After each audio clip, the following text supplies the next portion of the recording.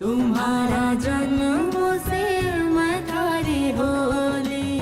अभी वो पहले से बहुत बेटर फील कर रहे हैं, लेकिन ताज्जुब की बात ये है कि जैसे ही पूजा के फूल उनके सर पे छुआए वैसे ही वो अच्छा महसूस करने लगे और वो कह रहे हैं कि वो दुर्गा से मिलना चाहते हैं। कहाँ है दुर्गा? इस लड़की का नाम मत लीजिए, आप अपना काम कीजिए। हमें ये बताइए हम अनुराग से कब मिल सकते हैं? अब आप उनसे मिल सकते हैं, ही इज स्टेबल नाउ। आओ अनंत, आइए पानी भाई।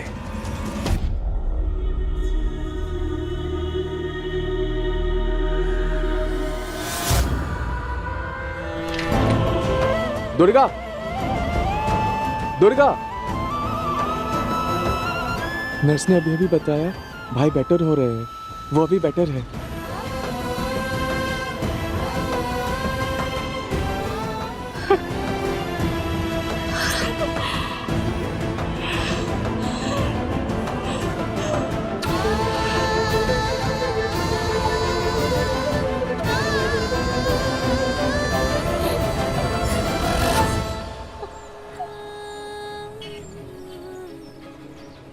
दुर्गा, तुम रो मत, भाई अब बेटर है ना? हाँ, हिम्मत रखो। हाँ, अच्छा एक बात बताओ, जा तो रही हो, पैसे हैं ना तुम्हारे पास?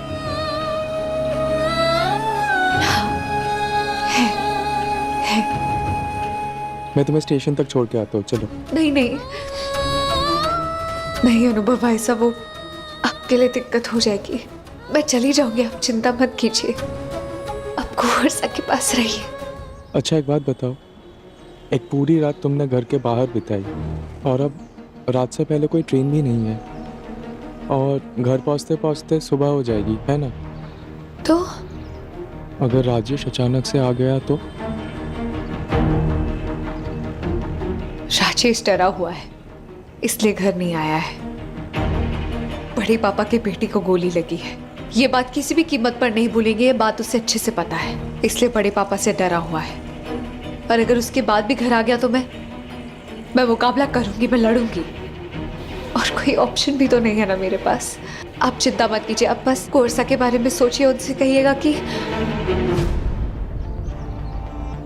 बोलो, क्या कहना है बोलो, मैं बोल दूंगा, बोलो। उनसे कहिएगा कि मुझे भूल जाए, दुर्गा को भूल जाए।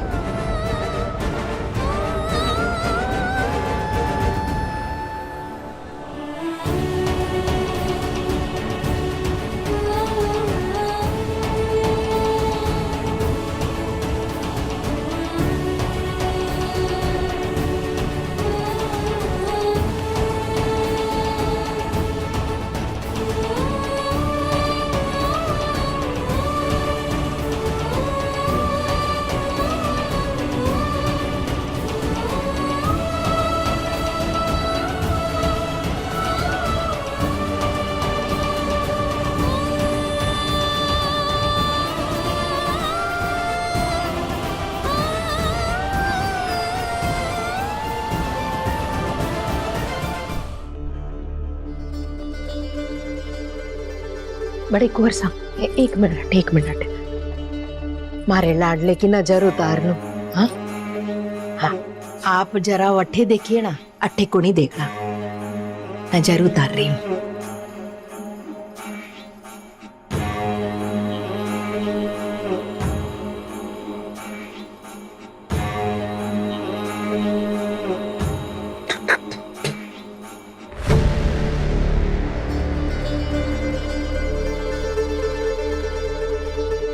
बड़े कुंवर साहब, कितनी नजर उतारी मैंने, अब बिल्कुल ठीक हो जाएंगे, थारे को किसी की नजर ना लगे।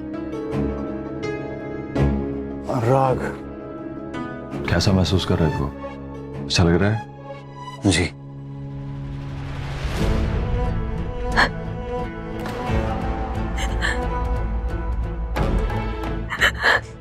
देखिए रोइए मत, इन्हें स्ट्रेस होगा। कहीं करूं, कुंवर सा छोटे थे, हमारी गोदी में खेलते थे, अब देखो ना, हमारे आंखों के सामने ही रहेंगे आप। आप बस ठीक होकर घर वापस आ जाइए। हाँ पाणी भाई, हाँ। देखिए, आप लोग यहाँ ज्यादा देर नहीं रुक सकते। I will be back. जी।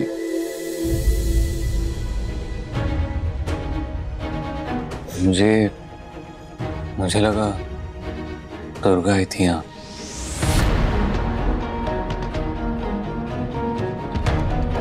मुझे ऐसा महसूस हुआ कि मैंने उसकी आवाज सुनी। मनोज ने भी बताया कि दुर्गा ने मेरे लिए पूजा के फूल भेजे थे। हाँ अनुराग, दुर्गा आई थी यहाँ राजेश के साथ। दरअसल राजेश ने एक्सीडेंटली इतनी बड़ी गलती जो की है, दुर्गा को लगा होगा कि उसके लिए मैं उसके पति को नुकसान पहुंचाऊंगा, इसलिए सीधा यहां चली आई राजेश के साथ। उसने सबके सामने कुछ नहीं कहा, मुझसे अलग से जाके बात की। वो समझती है कि राजेश ने इतनी बड़ी गलती की है तो उसकी सजा तो मैं उसे देकर रहूंगा। बस यही जानकर मेरे सामने फूट फूट कर रोने लगी और कहने लगी कि हमने कुंवर साहब को वहां नहीं बुलाया था, कुंवर साहब खुद ही वहां आए थे। कहती है कि अगर मेरा पति मुझे मारता है तो इसमें बाहर वाले को आने की जरूरत नहीं है, ये मेरा और मेरे पति का मामला है। इस बात से अनुराग को कोई फर्क नहीं पड़ना चाहिए। मेरे पति के हाथों जो गोली चल गई, उसका गोली चलाने का कोई इरादा नहीं था, वो तो पति पत्नी की हाथापाई में गलती से गोली चल गई। और अब डर के मारे राजेश घर नहीं आ रहा है। जब तक मैं माफ नहीं करूंगा तब तक वो किंगसर भी नहीं लौटेगा। बस अब यही सब बातें किए जा रही थी और रोई जा रही थी। अनुराग मैं क्या करता? मुझे लगा कि जब ये जानबूझकर नहीं हुआ है तो फिर। अनुराग बेटा, तुम किसी बात की टेंशन मत लो, मैं हूं ना। मैं उस लड़की को पढ़ाया लिखाया, पाला पोसा बड़ा किया, शादी की, कन्यादान किया। मैं अपने हाथों से ही उसका घर थोड़ी उजाड़ सकता हूं। मैंने तो मन बना लिया था कि राजेश को सजा देकर रहूंगा। किंगसर के इतिहास में ऐसा शायद कभी पहले नहीं हुआ होगा। राजघराने के कुंवर साहब पे गोली चलाना कोई छोटी बात नहीं है। हाँ। दुर्गा के आंसुओं के आगे मैं पिघल गया। अनुराग मैं क्या करता? देखो, तुम किसी बात की टेंशन मत लो। डॉक्टर्स ने कहा है कि तुम खतरे से बाहर हो। तुम्हें सिर्फ आराम करना है, अपने ऊपर ध्यान देना है। बीच में थोड़ी कॉम्प्लिकेशंस बढ़ गई थी, बहुत खून बहा तुम्हारा, लेकिन अब घबराने की कोई बात नहीं है। सिर्फ 1-2 दिन में हम तुम्हें डिस्चार्ज करके घर ले चलेंगे। तो नर्स तो कहकर गई थी हमें कि हमारा यहां ज्यादा देर रुकना अलाउड नहीं है। तो तुम एक बात समझो, तुम्हें ऐसी कोई बात नहीं सोचनी जिससे तुम्हारा दर्द और बढ़े। तुम्हारे आगे सुनहरा भविष्य है, उसके बारे में सोचो। अब तुम दिल्ली शिफ्ट हो गए हैं, इसने तो अभी तक अपना नया घर तक नहीं देखा। तुम्हें पता है मैंने आर्किटेक्ट को स्पेशली बोल के तुम्हारे लिए साउथ फेसिंग कमरा रखा है। दिन भर रोशनी और हवा रहती है वहां पे, तुम्हें बहुत पसंद आएगा। कुंवर साहब, बड़े कुंवर साहब बिल्कुल ठीक कह रहे हैं। दिन रात थारे बारे में ही सोचते रहते हैं, कुछ ना कुछ करते रहते हैं थारे लिए। थारा कमरा जो है ना, मैंने इन हाथों से सजाए कुंवर साहब। अब आपको घना पसंद आएगा।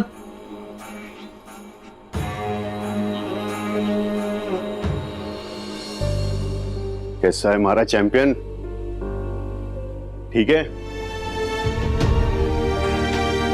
बाकी घर वाले थारा इंतजार कर रहे हैं हमारे नए घर पे।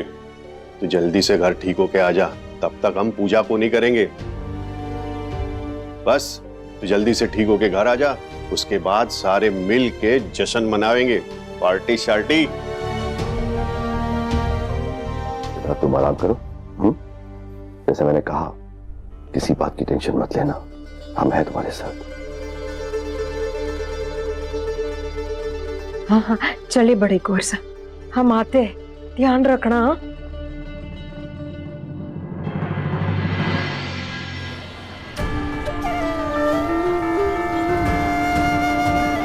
पता नहीं मीरा दीदी कैसी होंगी। बस अब जैसे ही मौका मिलेगा मैं मीरा दीदी को लेकर राजेश और उसके घर से बहुत दूर चली जाऊंगी।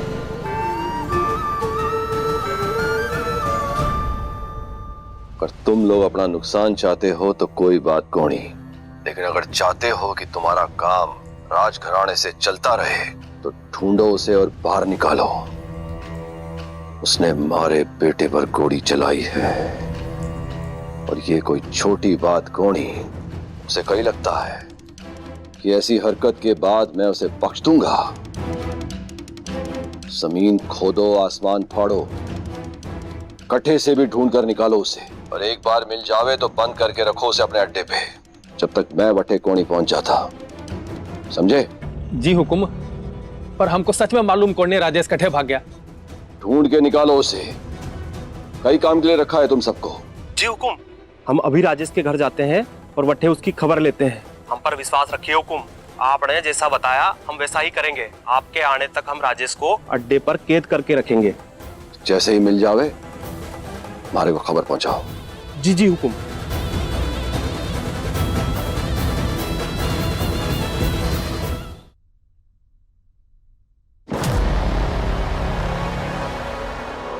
लो आ गई महारानी।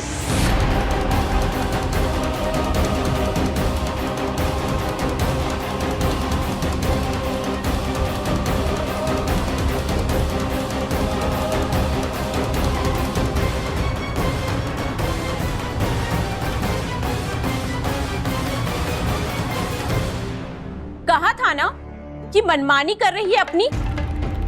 ये देखकर कि तुम किंगसर में नहीं हो, ना जाने किसके साथ रात बिता कर आई है। दुर्गा चली जाओ, दुर्गा तुम वापस क्यों लौट आई? जाओ यहाँ से। क्या हुआ? आ गई वापस? क्या हुआ बोल ना। अपने उस कुंवर सा को देखने के लिए गई थी ना।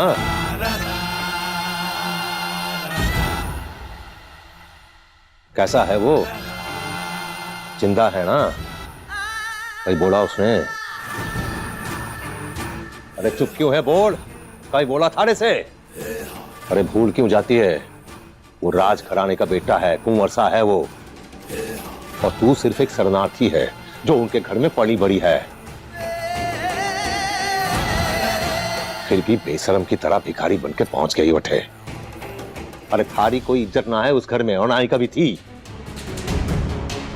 और हुकुम जो घने लंबे लंबे भाषण देते थे ना कि थारे को आगे पढ़ाएंगे, डॉक्टर बनाएंगे, कभी लेके लोगों की भलाई खातिर, सबके सामने थारे मिसाल बनाने की बातें करते थे, वो इसीलिए कि उनको किंगसर वालों का वोट चाहिए, बस और कुछ नहीं।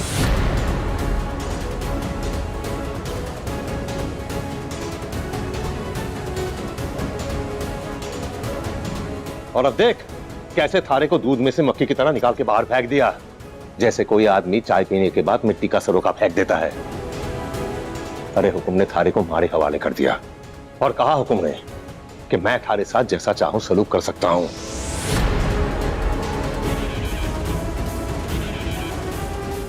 और आज मैं थारे को अच्छा सबक सिखाऊंगा दुर्गा। नहीं राजेश नहीं, भगवान के लिए इसे छोड़ दो राजेश। क्या हुआ? अब कौन सी दीदी आएगी तुम्हें बचाने? कौन सी दीदी के साथ भागोगी अब घर से प्लान बनाकर? हाँ,